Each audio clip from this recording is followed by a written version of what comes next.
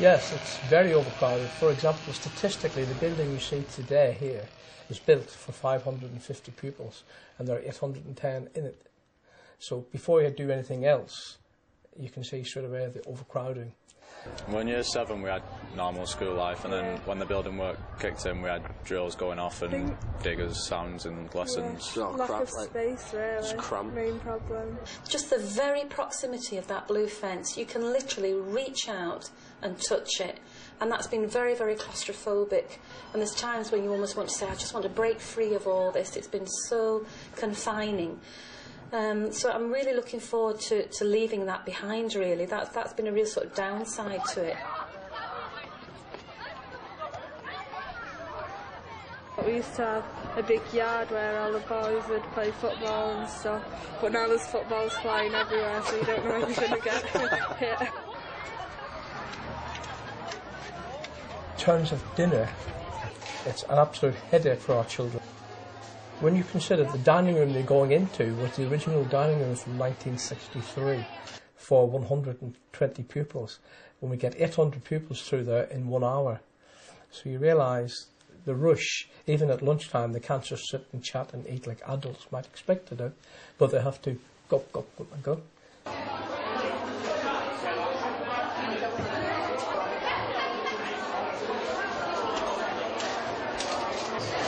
I came here when it was all basic.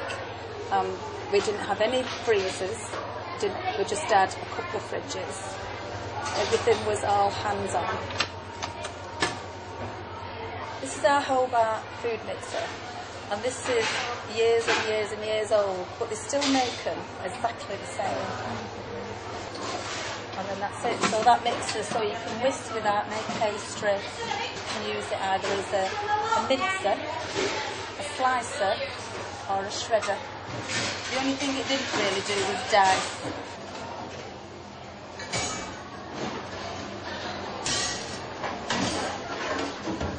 Still apprehensive, I think we all are. I think it's because you come in here and it's so familiar to you, and you know what you're doing, and you don't even have to look at any recipes or anything, you know, you just get on with it and you just rule by the clock.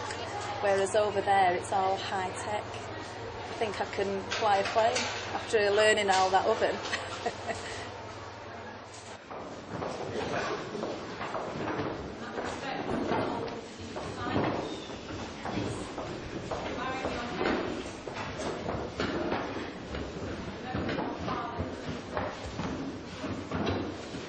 There is a time for everything, and a season for every activity under the heavens.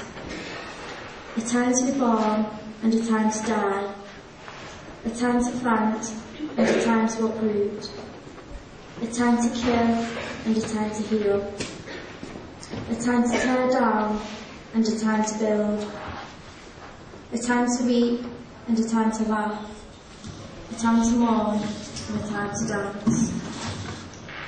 Mr. McLaughlin taught me history, but he was also head of Ambrose, head of lower school, and he was, I think he must have been head of Ambrose at one point, the different houses that we had. And Barlow and Southworth were always the houses that were doing the best. They always won the competitions. He was dead competitive. Arrowsmith never did that well, and Clitheroe didn't normally do that well. And we were both in Barlow, weren't we? We were dead chuffed, and our eldest sister, when I started, our Amanda was in year 11, like 5th year then. Yeah.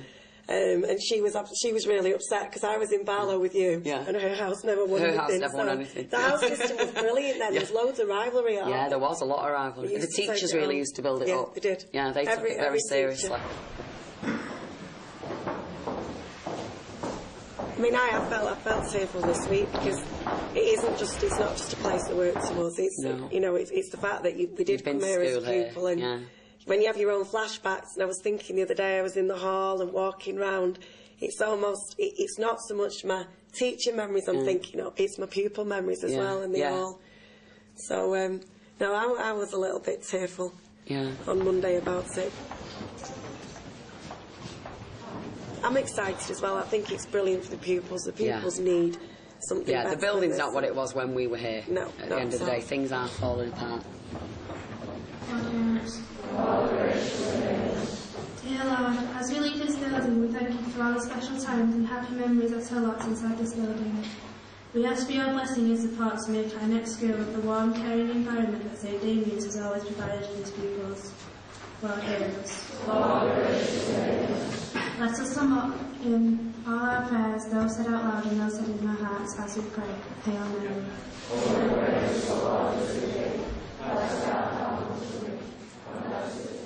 I feel like I have a really strong attachment to the school on so many levels.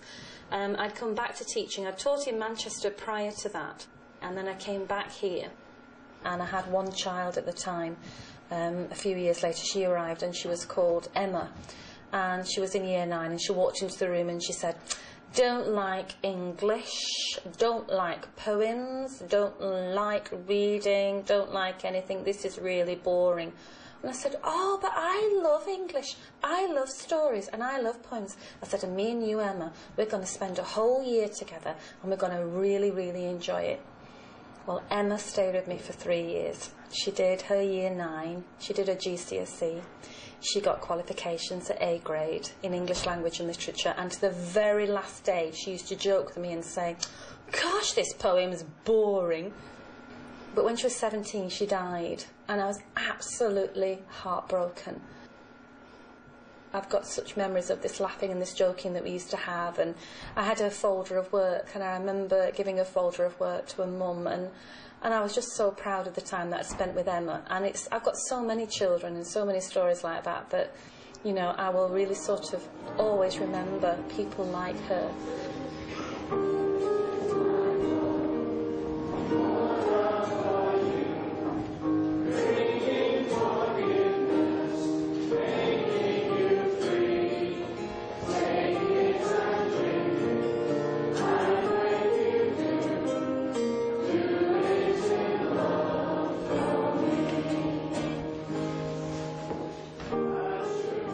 You can tell the difference when you stand at the front and see the comparison between the old and the new school.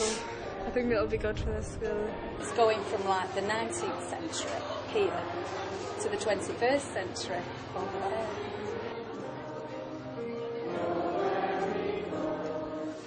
See how people spend the whole teaching career in. It's very easy. That was I think years that's past very happening easy. to me. Mrs. Horrocks says I'm a lifer. She says you recognise lifers, I'm never getting out. I'm a lifer, she says. Yeah. It sounds quite cheesy, but it's like a big, massive family. Yeah, it is. It really is.